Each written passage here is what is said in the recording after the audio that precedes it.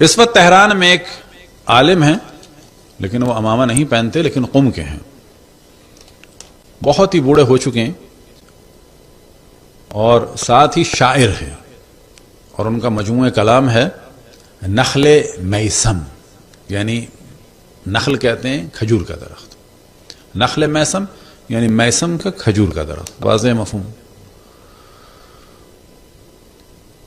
اور ان کا نام ہے غلام رضا سازگار، کافی بزرگ ہو چکے ہیں. اور ساتھ میں جو اصل خصوصیت ہے وہ مصائب پڑھنے میں بہت ہی ان کی شہرت ہے.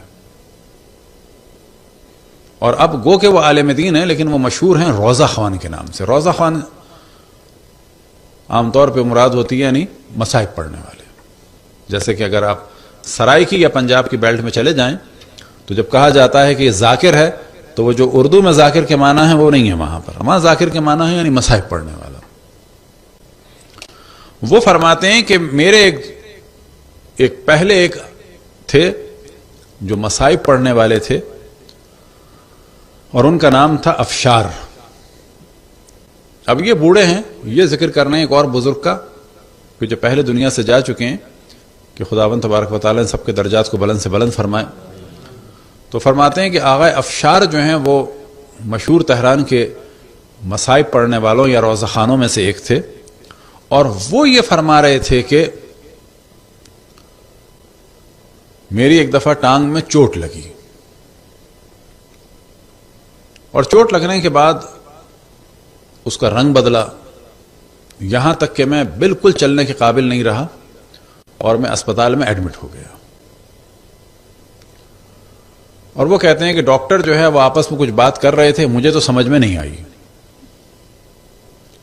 لیکن کیونکہ وہ انگلش میں بات کر رہے تھے. لیکن وہاں ایک تھا، اس نے جو ہے بات سمجھی اور اس نے کہا کہ یہ کہہ رہے ہیں ڈاکٹر کہ پوری ٹانگ میں تمہارے جو ہے وہ زہر پھیل چکا ہے، سوائے کاٹنے کا کوئی چارہ نہیں ہے. تو تم سوچو کیا ہو سکتا ہے. نہیں، تقریباً بتایا کہ دیکھو کٹنے کا ہو رہا ہے. تو یہ کہتے ہیں کہ میں نے توسل کیا امام حسین کی کمسن صاحبزادی سے، اور خود کہتے ہیں میرا حال یہ تھا کہ میں امام حسین سے توسل کروں، نہیں، میں ان کی بیٹی سے توسل کروں گا. اور خود کہتے ہیں کہ میری بس کیفیت یہ تھی کہ بعض دفعہ کسی گھر پہ اگر کوئی جائے تو شاید وہ نہ دے، لیکن اگر بچوں سے کہہ دیا جائے تو بچے پھر ضد کر کے دلوا دیتے ہیں. اور وہ خود کہتے ہیں وہ میرے دل میں یہ تھا کہ جس طرح سے بعض بچے اپنے باپ کی انگلی کو پکڑ کے ضد پوری کراتے ہیں، بس میں اس وقت توسل کروں گا امام حسین کی صاحبزادی سے کہ بس ضد کر کے اپنے بابا سے مجھے شفا لے دو، بس ان کا ہاتھ پکڑو اور کسی طرح سے لے آؤ. وہ خود کہتے ہیں بس میں نے کہا کہ ان کی انگلی پکڑ کے جو ہے میرا توسل جو ہے وہ کر دو پورا. وہ کہتے ہیں اس کے بعد میری آنکھوں میں آنسو تھے اور میں نے صامت بروجردی کے اشعار پڑھنا شروع کیے. صامت بروجردی کی قبر آج بھی بروجرد میں ہے، ایک پارک میں کہ جس کا نام ہے صامتیہ. پہلے وہ قبرستان تھا، اس کا کچھ حصہ پارک بن چکا ہے. وہاں پر ان کی قبر ہے.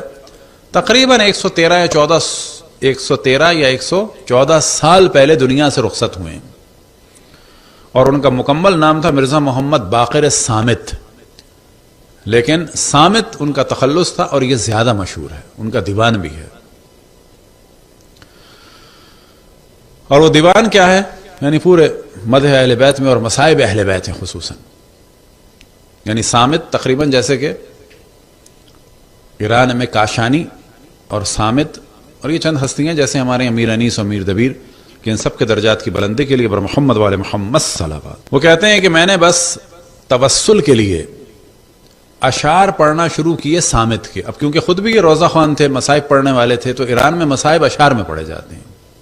بلکہ اگر اچھا ذکر خیر ہو جائے، علامہ رشید ترابی رضوان اللہ تعالی علیہ کہ اللہ ان کے درجات بلند سے بلند فرمائے، اگر کوئی ان کے مصائب دیکھے تو کچھ اس میں نثر ہوتی تھی اور کچھ اس میں اشعار ہوتے تھے، میر انیس کے خصوصاً.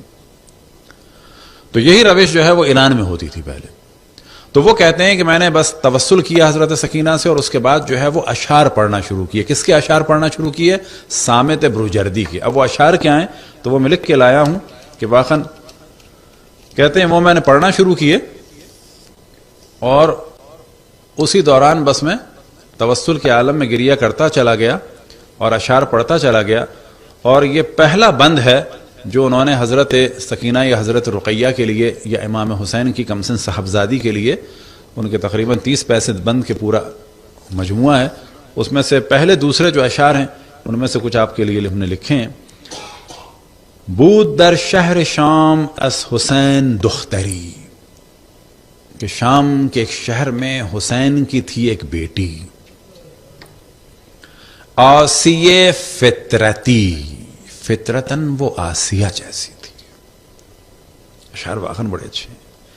فاطمہ منظری، شکل و صورت اور منظر میں وہ فاطمہ جیسی تھی۔ پالی مریم، مریم کی روش پہ چلنے والی تھی۔